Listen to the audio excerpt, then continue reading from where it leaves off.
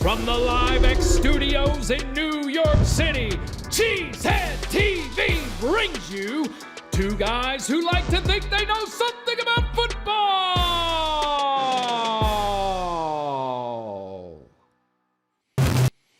Good evening, everyone, and welcome back to Packer Transplants Live. I am Aaron Nagler, and joining me, as always, is Mr. Corey Behnke, my partner here at Cheesehead TV.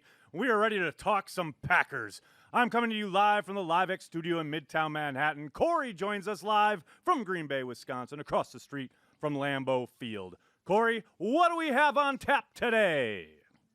Today, we move past the disappointment of the loss to the Kansas City Chiefs and look ahead to Sunday's showdown with the Seattle Seahawks. But right now, it's time for the good, the bad, and the ugly. We got the good. We got Chris Barnes smoking some fools.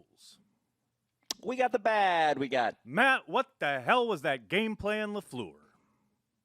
We got the ugly. We got special teams, because anytime you can cost yourself a game, you got to do it. Behnke? Yikes. How you doing, buddy? Yikes. Good I'm doing good. I'm doing good. Let's do it. Let's do this. Packer Here we go. We're live. I'm ready for this. Although, you know, as we've touched on before, you're not a transplant anymore. You're literally across the street from Mecca. I mean, Never gets old, buddy. You're a transplant Never in the sense gets of old. you're across Lombardi Avenue. That's how far you've traveled. Yep. It's true. It's true. It's a true story. You know what? It's a great place. It's a great place to look at. It's a great place to be next to. It's a great place to be associated with. There's nothing, there's nothing bad about it. You know what? You know what I'm saying? It sounds like some hotness. It sounds like some hotness going on over there. I'm ready for the hotness. Are you ready? Oh, I'm excited. You ready for the hotness? Yeah, We're going to get the hotness rolling right away here. Let's do it. Let's get the hotness.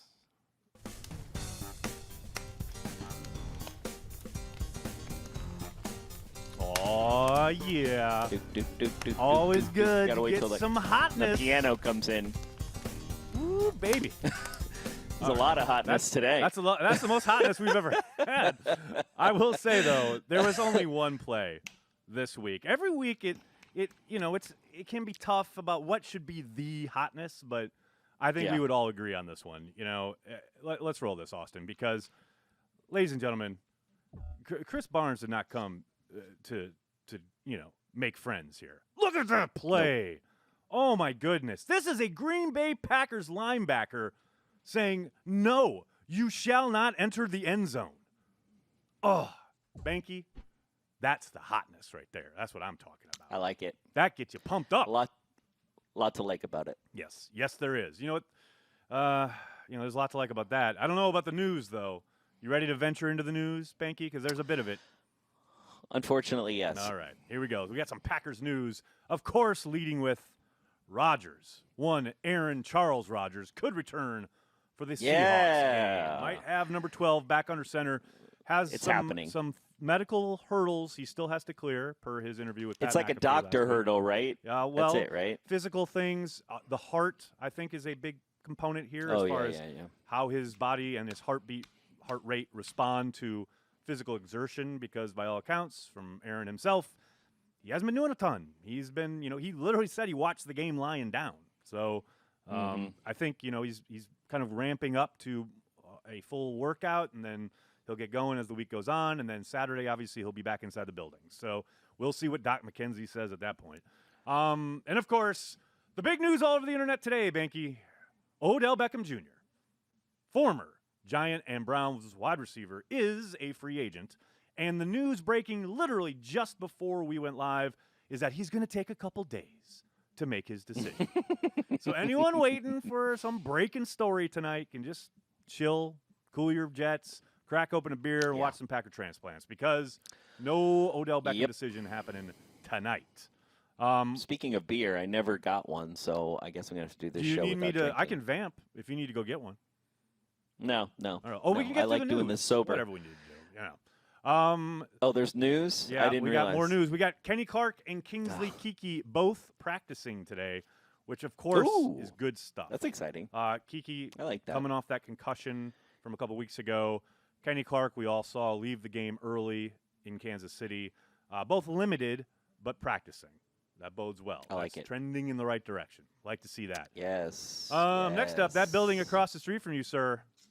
doing some dirty deeds because they got fined. The Packers fined for COVID protocol violations. 300,000 big ones. You know what that means? It's time for another stock sale, so they can. It's like the Packers fan equivalent of a GoFundMe to help fund all the Packers' dirty deeds behind closed doors when they're doing bad things when it comes to COVID protocols. 300 grand. This is ridiculous. Obviously, it's a wrist slap for everybody involved. Obviously, Aaron Rodgers and Alan Lazard both got fined as well. I hope they can just kind of put this chapter behind them now. And finally, I feel like though, here's the thing about this. And I want to put a lot behind me, but I feel like the NFL should only be allowed to use this money for good. Okay? Right, like the fining of players for infractions on the field that all goes into a pool that gets disseminated to different charities selected by the NFLPA. I'd be down for that. That would be a great idea. A great idea. I'd be all for But that. then here's what you would do, right? The teams that you basically have regions, right? So you have to donate to charities based on proportion by who gets, right? It's like a Wisconsin charity, or at least a Midwest charity should receive this. Midwest charity, right? There's a Chicago or Milwaukee or some kind of whatever charity that's like that 300 grand's not going to pay for Goodell, who's making 26 mil this year, right? 20 something around there. That feels low, but yeah, he's making a lot.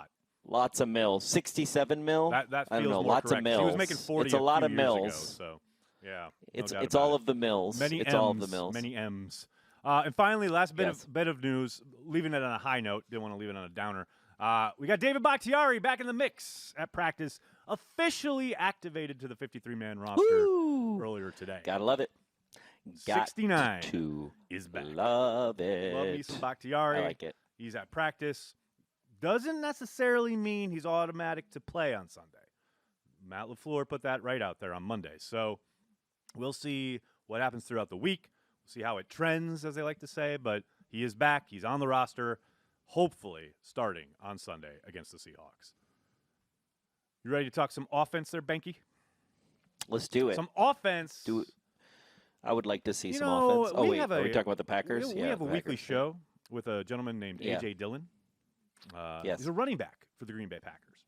And, he was ripping off some fine runs there early in that game and then kind of got forgotten about until later in the game when they had to rev him back up. And I just kind of got to wondering, and I got a lot of questions about it on Packers Daily, one of which I actually thought was really good because it's something I hadn't thought of before. So I thought, you know what? When it comes to the running back rotation and how they're used and, which guy's going out there when, I thought I'd pose it to Coach and then follow up with, so what the hell is the plan here, Coach? And I'm not so sure he loved the question, but you can be the judge. I feel like he didn't. I watched this. Let's take a look. I don't think he liked you for this. Coach, I got a two-parter on your running back tandem here. Do you ever have a check-in with the analytics folks in game when it comes to how guys are performing? Like, let's say Aaron's getting, whatever after contact, or AJ's doing whatever in the passing game. Is there ever a moment where you're asking the analytics folks in game about performance? And after that, do you feel like you need to do maybe a better job of riding the hot hand? Right now, it seems like you guys are really kind of, you get a guy going and then he's off and then there's a guy back on later. And it just seems kind of like at the whims of, I'm not sure what. Yeah, no, it's nothing I've ever talked to any analytical people in game.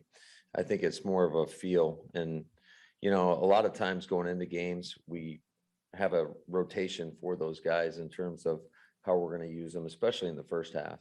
In the second half, that's when you can kind of more or less lean on the hot hand or whatever it may be. But I think Ben does a great job of using both of those guys and subbing them in and out. And,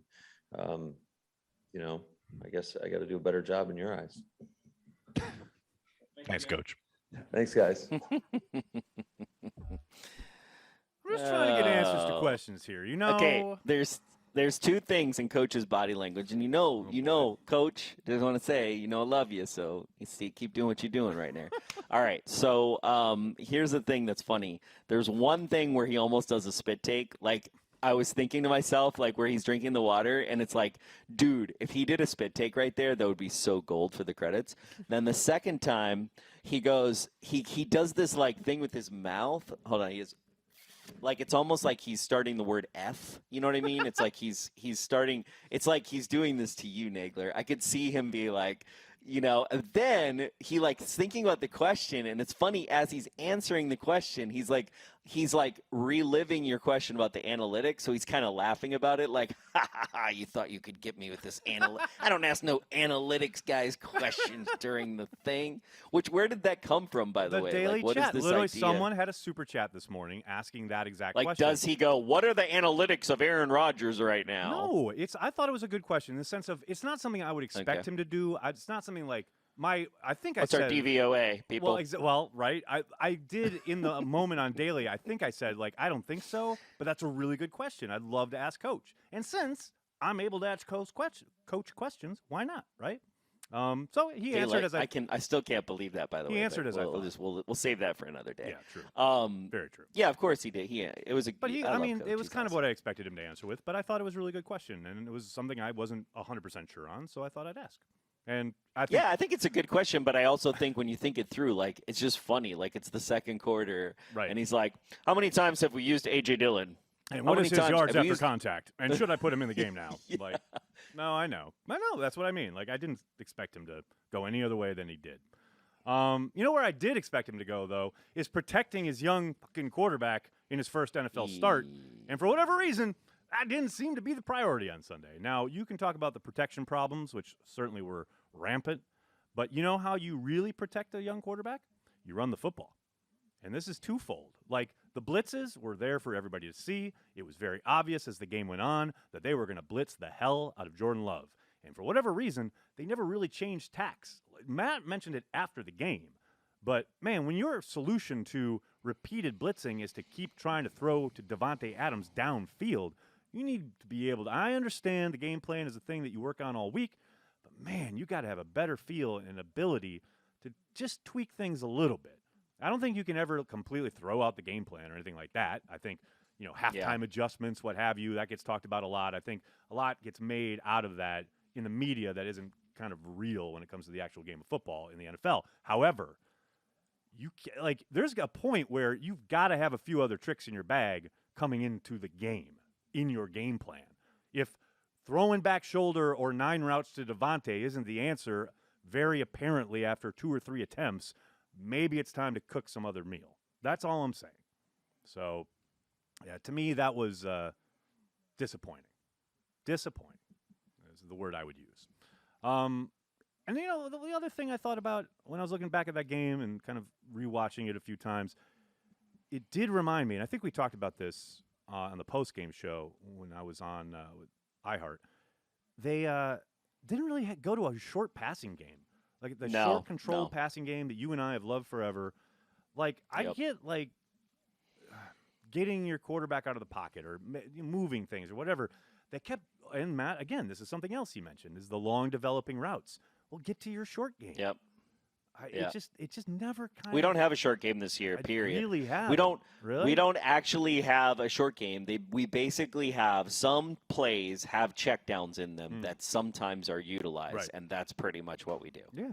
So, and it's funny because McVay went through the same thing in L.A. a couple years ago in the Super Bowl with Belichick when, they basically dared them to throw it and they couldn't because they couldn't hold up front. And the guys couldn't get downfield quick enough.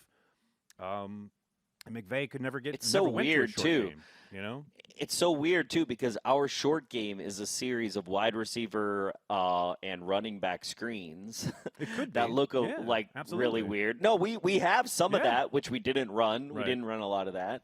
Yeah, we but also how many slants did we run? They ran a even few and a few. They missed on one or two. Jordan hit Davante perfect on one, and Davante got an interference call on another.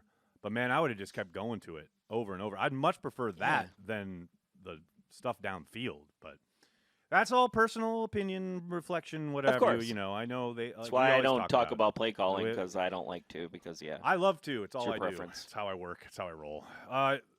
Let's flip over to the defensive side of the ball, shall we? Take a look at the side of the ball that, frankly, ladies and gentlemen, absolutely dominated that game, and it was a real shame. that they had to take the L. They really did. I mean, well, my and the only thing that the defense did not do was take over the game. And that's the only thing. They did everything in their power to win that game except actually just taking it over and winning the game, which almost happened near the end. I was just going to say there were some opportunities. It was close. They had 2 almost turnovers, right? And they've been doing a very good job of forcing turnovers this year. They didn't force one in that game. Came close 2 times, maybe 3 if you're being picky, but more generous. But yeah, but you can't fault them. You hold a team to 13 points, that's a game you should win. I don't care who's starting quarterback. Yes, you know what 100%, I mean? Like, that is a game that it was an absolute shame that they had to lose it. The thing that I was really impressed with, going back and looking at the game, it's not something that I don't think you and I really appreciated while we were watching it live on Watch Party. But, man, to come into that game already down Kiki, you've got Dean Lowry on a pitch count, and then you lose Kenny Clark 20-some snaps into the game. TJ Slayton showed up, man. Now, this kid, he's been playing a little bit more. We knew he was going to. We knew. The last couple of weeks, but he was thrust into a major role. And it's not like the tape was great across the board. There were plenty of plays where he got washed out, too high with his pads, etc. But, man, he put some really nice stuff on tape. And he did so, you have to think, as, probably a guy who wasn't in the mix as much as he actually ended up being during the week when they were practicing. A lot of that was obviously probably they were thinking going to be Kenny's job. But, man, TJ showed up. That's promising. That is really great to see. It's really great. Just for his development, if nothing else. But, yeah, it was great. And Jack Heflin got involved. So he got, I think, about 10 snaps. The trash can full of dirt. Got a little run. So, man, that was great to see. A team that has, for the last year, we've talked about defensive line depth being an issue. Well, that defensive line depth really stepped up against Kansas City. That was encouraging. You know who else showed up, Corey? You know who else showed up in this game? One Chandon Sullivan. You talk about a guy who, again, probably didn't expect to play nearly as much as he did, given that Eric Stokes was lost in pre-game warm-ups. You got to think that affected the rotation in the defensive backfield. And it sucks that the final play, so many Packers fans were getting on him after the game on social media, fucking being idiots. I hate it. But it's like, if you look at that play, he's got good coverage for the most part. It's just allowed to go on forever. They flush Mahomes out of the pocket. Gary is close to getting to the quarterback, but Mahomes makes a great play, and Chandon slips. And I just hate that that's kind of the defining image for some fans, because he played a really good game. Again, probably after not practicing a whole lot with the starters and with the major rotation throughout the week. So I wanted to give him a shout-out because I thought it was a really good performance. And there were times when he was soloed up on Tyreek freaking Hill, and he held his own. He allowed some things, but you're going to at that position, Well, and I think the bigger point here is, what is the secret sauce to Barry's defense this year? What is the difference? Like, was it really that, the last 3 years we had the talent and we just didn't know how to put it all together? Or, I mean, it seems to be like, not to start a narrative or start some kind of thread, but the way that this defense has coalesced around an idea and gotten so good that you literally, as a Packer fan, are having whiplash this season, right? We've spent so long sitting at if we're 15, we're like, oh my God, we're 15, ranked 15th, anywhere from 15th to really low in the bottom of the barrel for defense across the board. And you got to say, situational football wise for the defense is really good. When you look at individual stats along the defense, as far as a team defense goes, they don't really jump out, but the overall effect of the defense is one of definitely a top 5 defense, if not a top 3 defense in the NFL right now. And it's incredible to see that happen after such mediocrity. The last 8-9 years. It's incredible. What's crazy coming off last year or the last couple years is how the defense played so poorly early in the year and then kind of improved as the year went on. you could make the argument that we've seen something similar this season. It's just they got to the good stuff a hell of a lot quicker. It's accelerated. You know what I mean? Accelerated. Like week one was a shit show, right? Like it was pretty terrible. Yep. Even the first half against the Lions was suspect. But, man, I tell you what, from about week 3 on, they've been playing at a high level. Now, the 49ers still moved the ball at times in the second half. They turned it on. But they got better much, much quicker than they ever did under Mike Pettin. Like, the fact that they have been playing, high-level championship caliber defense for the past 3 or 4 weeks. I mean, in October into November we're getting this? We're used to this like late December, maybe early January. But you're seeing it in like 3rd and 1 and 4th and 1 and goal line stops. Those are not the places that the Green Bay Packers defense has made money. The discipline, you know what I'm saying? The discipline on this squad is insane. The stop that they had on the 4th down attempt that the Chiefs had on their second drive, where they stopped them and Savage sniffed out that guy in the flat. He was looking for Kelsey long, had to come down short. Gary's in his face. So he has to take the short one, and Savage is right there along with a couple of his buddies, and they sniffed that out perfectly. How many times, Corey, how many times have we seen plays in that exact situation where there's a dude screaming wide open, and it's like no resistance whatsoever? Of course they're going to go for it on 4th down. This is the easiest defense ever to convert these things against. Like the discipline on this squad, again later in the game, holding them out of the end zone. It's just it's happening with such regularity now. I'm kind of like I want to savor it all because I don't want to ever take it for granted because we went so long having a defense where you were just giving up on short yard. Like if it's 4th and 1 and they're going for it, in the past I'm resigned. It's like, all right, they have it. What are they calling on 1st down? Because they're going to get this. But yeah, this team, the discipline on defense, both in the sense of a scheme, but also just fundamentals. We've talked about it a couple times on this show, and I've talked about it on Daily, but, man, the idea that if a guy does catch a football on this secondary, they are done. It is over. You are tackled. You are going to the ground. Yards after catch are not a thing against the Green Bay Packers defense. Does it happen on occasion? Sure, yes. But for the most part, guy catches the ball, he's done. It's over. You're staying right there. And that is the antithesis of everything we've seen in Green Bay over the last decade, not just Mike Pettin. A decade plus in Green Bay. So just the discipline of this squad is so readily apparent and improved. It's nice. I was waiting for you to say it's all because of the Packers fence because I'm down for that too. By the way. Clearly. Oh, we should see. I should have had that ready for a visual. The Packers fence.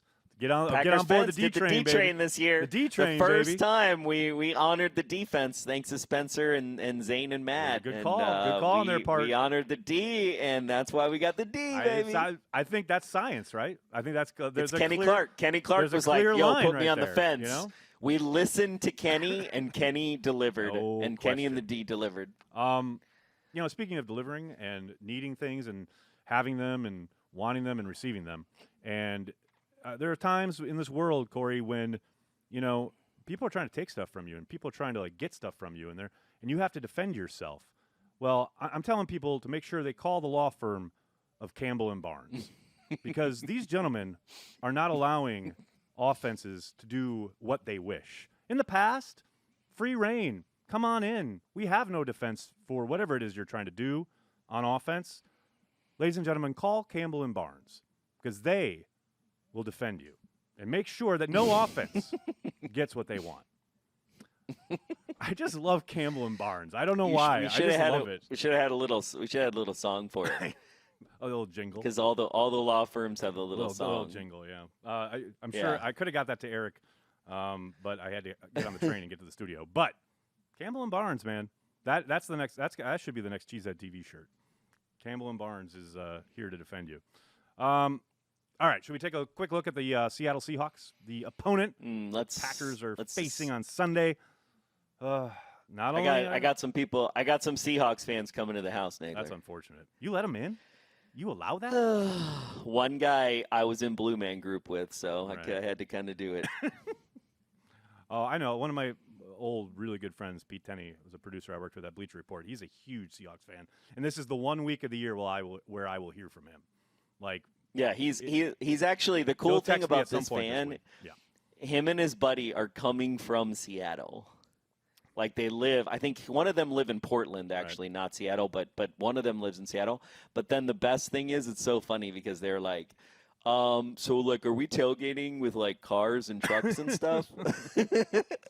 And I was like, bro, don't you follow me on Instagram? Like, what are you doing? It ain't that style. Check out my Instagram. That's lot That's one. not how we're rolling. That's lot one. Send them over to lot one for a little bit.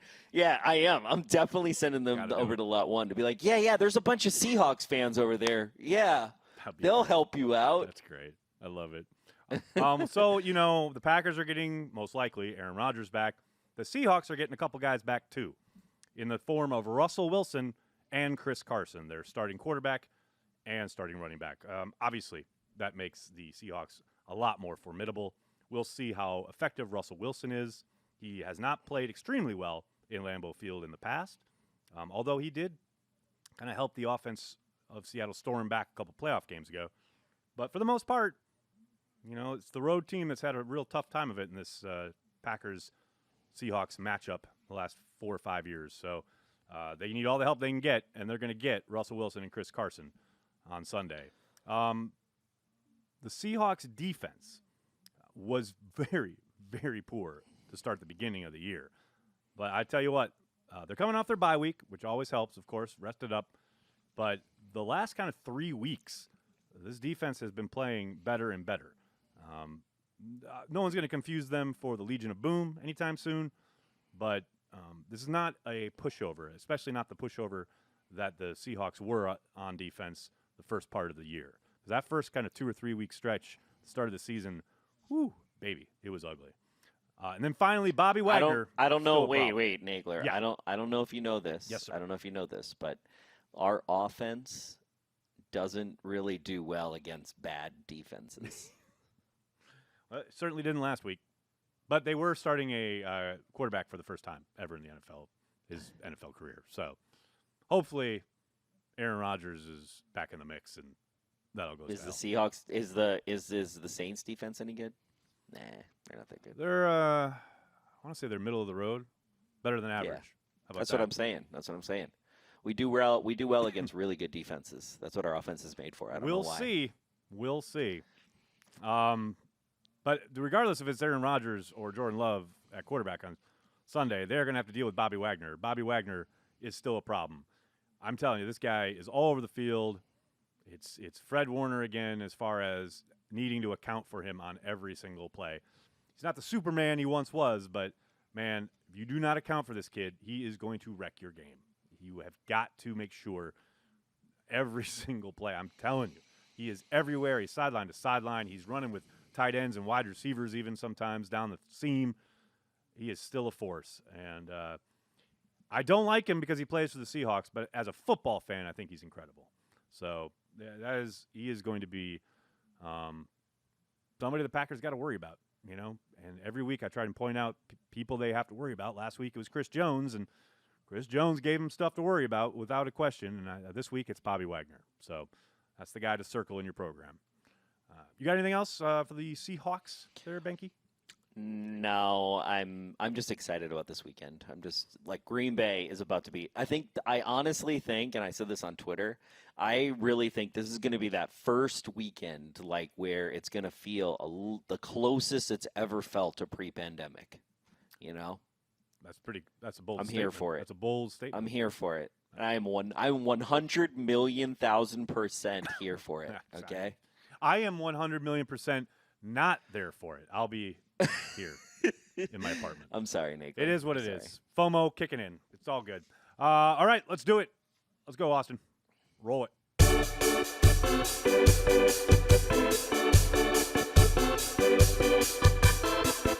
This week in the Packer blogosphere.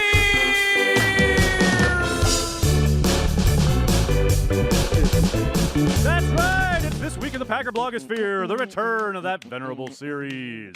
Corey Behnke. Yeah. The Packer blogosphere is filled, I tell you, with one thing, and one thing only. It is OBJ madness.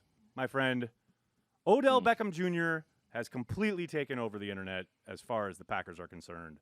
I just wanted to take a quick spin through some of the best, maybe some of the worst reactions I've seen so far, starting with our buddy over there at the Pat McAfee Show, Ty Schmidt.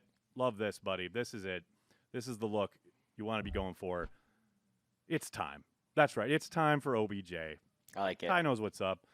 We've got the groom here talking about waiting, patiently waiting. It sounds like we're going to have to wait a few more days. Patiently waiting. Then we've got Randall Cobb's burner.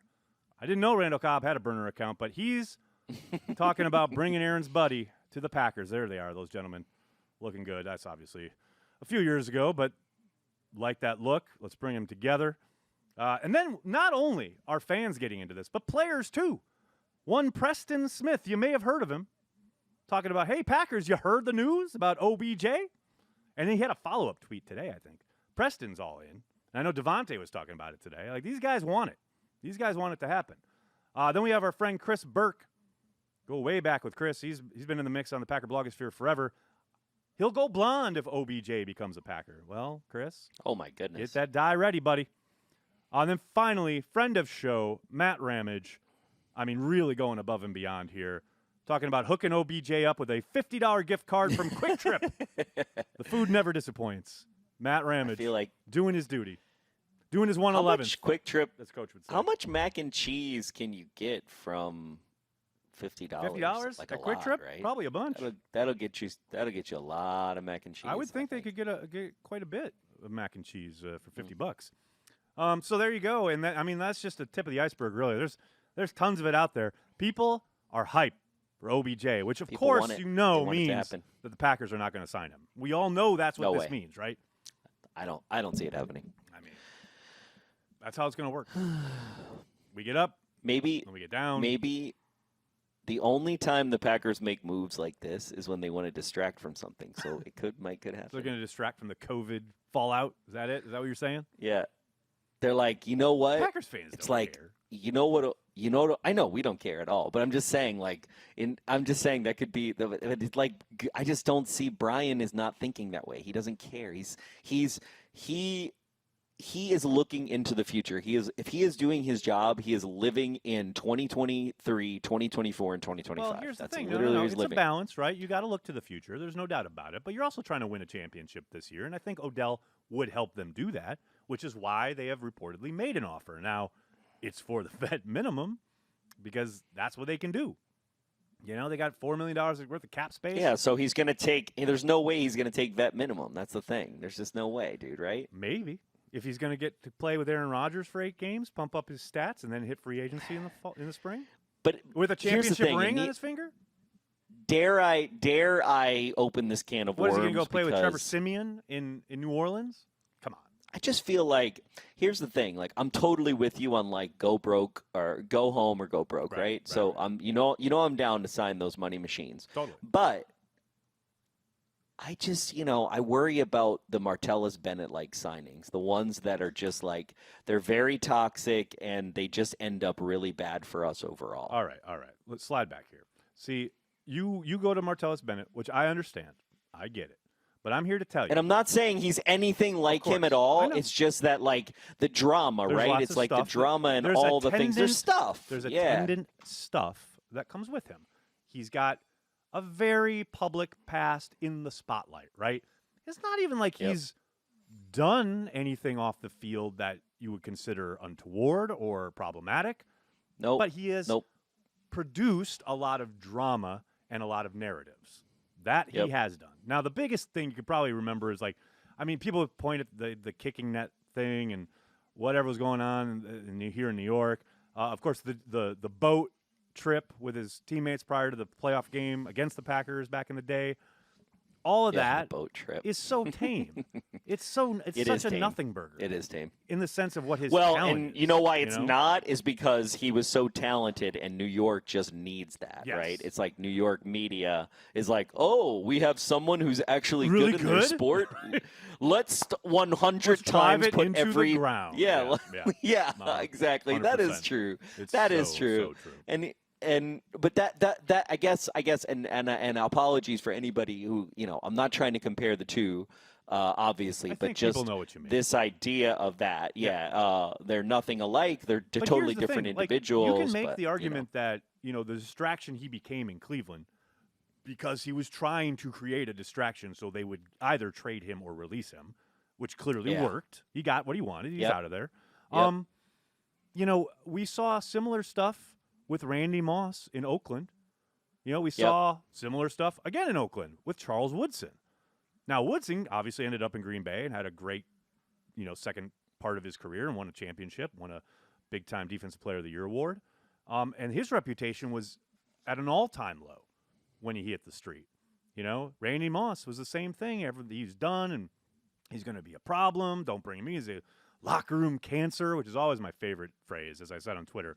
Yeah. It's amazing how the locker room cancer authorities have never been anywhere near a locker room. But well, that is so 100% true. Who is writing those words, those phrases? Exactly. And it's they don't have a clue. It's complete nonsense. It's like outside consultants telling you what your turnover ratio should be, or if you have bad turnover, or it's true if people quit, or whatever. But outside forces seeing what you're doing from inside the outside, based not on knowing anything exterior about the internal things. workings. Yeah, exactly. The one thing I will say though, it's funny you bring up Brian and what he's doing and how he approaches this or whatever. All I could think of today was, Brian, if you are ever presented with the opportunity to speak to Odell Beckham Jr. on the phone, please have a better bedside manner than Ted Thompson, because Randy Moss tells the story of how they were ready to go and they were gonna make the trade to get Moss, and then Ted talked to Randy on the phone and basically laid down the law that Donald Driver was the number one and you got to be able to fall in line. And Randy was like, "What?" So we love Ted eternally, but Brian, I'm asking you, I'm begging you, just a little bit better of a bedside manner. If you get the opportunity to pitch the idea, maybe not and I think everyone knows Devontae is the number one. It's there's no secrets here, but you don't need to tell anybody. You don't need to lay down the law, is all I'm saying. Yeah. That's all I'm saying. Yeah. That's my only hope, my only dream here. I talking about dreams, actually. I have a dream. Yes. I have a dream, Corey. I have a dream of every Packers fan, every single one, whether they're here in New York, there in Green Bay, Wisconsin, across the pond in England, perhaps in Germany, perchance in Russia, Japan, or India.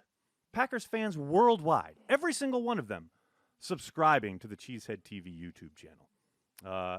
And for that endeavor, we had our good friend Cody put together what I consider a pretty phenomenal ad to let people know who we are, what it is we do, and if you are on YouTube and you haven't subscribed yet, please hit subscribe.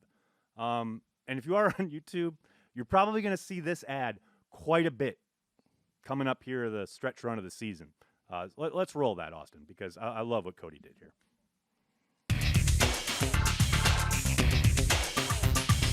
Amari Rodgers went north and south and returned. Liked it. I know. I got very excited. Oh, hey! Oh, it's Matt LaFleur! It's nice to remind people that 250 can move. Aaron Jones just willed that touchdown. Biased because friend of the show, Patrick Taylor, rooting for him. Oh, no, he's gone!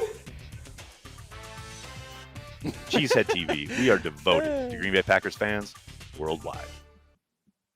I love that Matt Cody. Mamba ending. The Matt Mamba ending. I think Matt Mamba's Mamba's the perfect button. It's the perfect button on it. It's so good.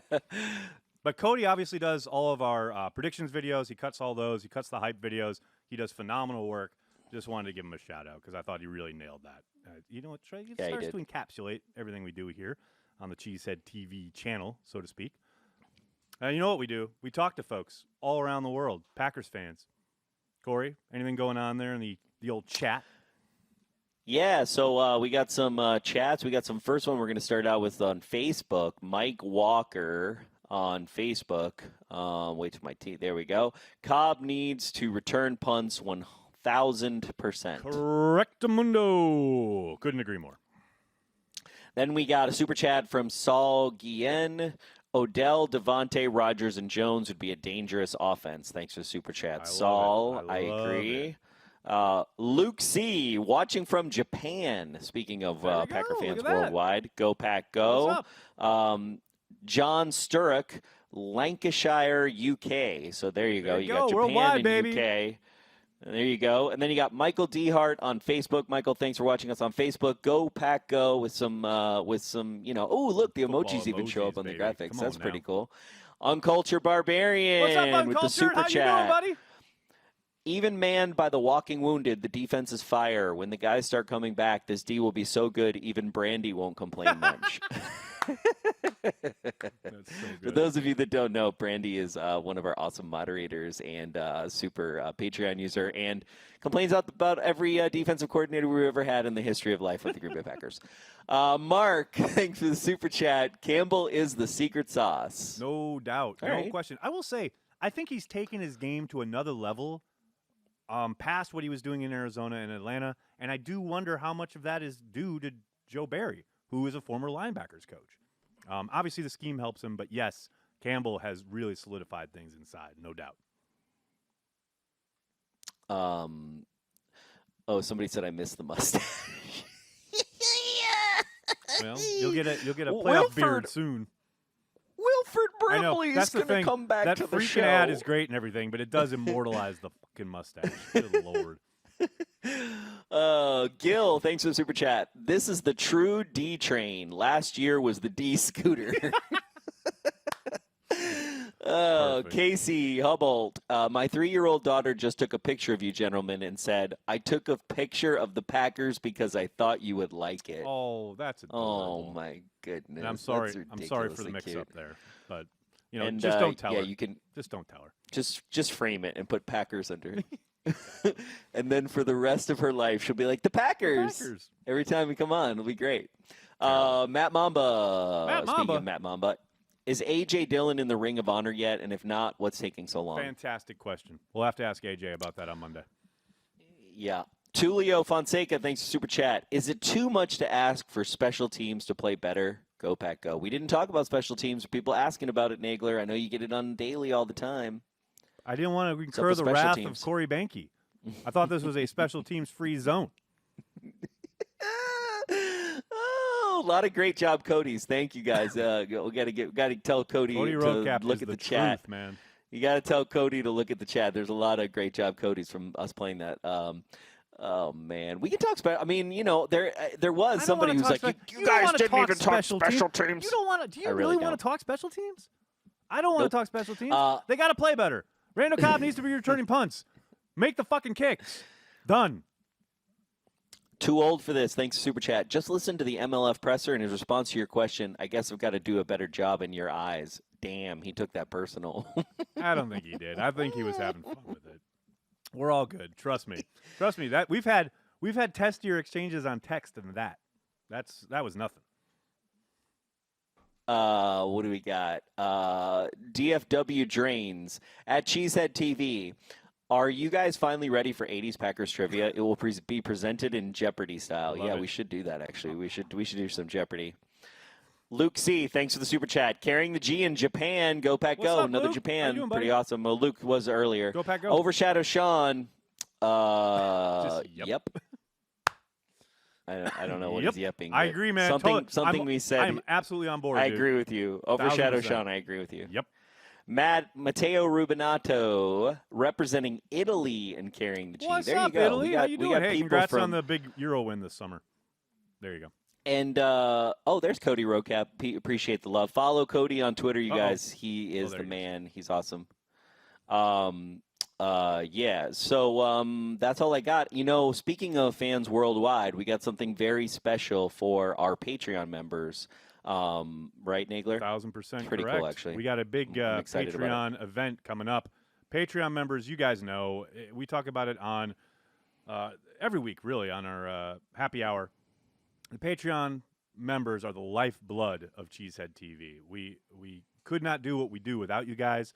Your support means everything to us. We really appreciate it. And thanks to one of our most diehard Patreon members, Charlene, we are having the first ever Cheesehead TV Patreon meetup on Saturday, December 11th at 5 p.m. This is really Central. cool. The first ever Cheesehead TV Patreon meetup at Lambeau Field. Check this out. We'll be in a box at Lambeau, hanging out, having some drinks. This is, again, thanks to the incredible generosity of Charlene Lim. We'll be kicking it in Lambeau's MVP box. There will be a cash bar, but no food, so arrive having eaten, you heathens. But it is going to be a night for the ages. It's going to be a lot of fun. Just make sure you message us on Patreon that you're going to be attending, so we make sure we got a proper count. But it is going to be a lot of fun, and we'll talk about it on the happy hour. But just wanted to give Charlene a shout-out. Let Patreon members know if you're watching or listening later. Make sure you check out all the information you need, including parking and all of that. It's all on the Patreon page. It is going to be a great time. It's going to be a lot of fun. That's pretty amazing. It's the Saturday before the Bears game. It's going to be a good time. That's pretty amazing. I just want to do, with my team, I just want to do 2 more graphics. We got one. This first one, I got Shane Shepik on Facebook. I thought it was pretty funny. Cheesehead TV and Chicken Booyah. It's a pretty good night here. That's perfect. I love it. I love that. And then we got the super chat. Thanks, Greg, on YouTube. Greg Somerville, to quote Snacks Harrison on Twitter, who could stop Rodgers, Adams, Jones, and OBJ? Nobody. Love you guys for all you do. Go, Pack, go. Thank you, Greg. I thought that was pretty cool. That's perfect. I love it. All right. You got anything else for the fine folks at home there, Behnke, before we head off into the evening? I think everybody's excited about the meetup, getting some stuff. But, yeah, I think that meetup's going to be fun, you guys. Everybody says, when you guys do a meetup, and here you go. No better place than Lambeau Field. Absolutely. Kicking it, having a few drinks, meeting up with people in real life as opposed to Zoom. That's what I'm talking about. It's going to be a good time. That'll do it for this episode of Packer Transplants. We'd like to thank everyone who makes Cheesehead TV part of their daily Packers routine. We are, and will always be, devoted to Green Bay Packers fans worldwide. What do we like to do? Put the best what out there? Come on, Nagler, help me out. Best 5, all right? Best 5.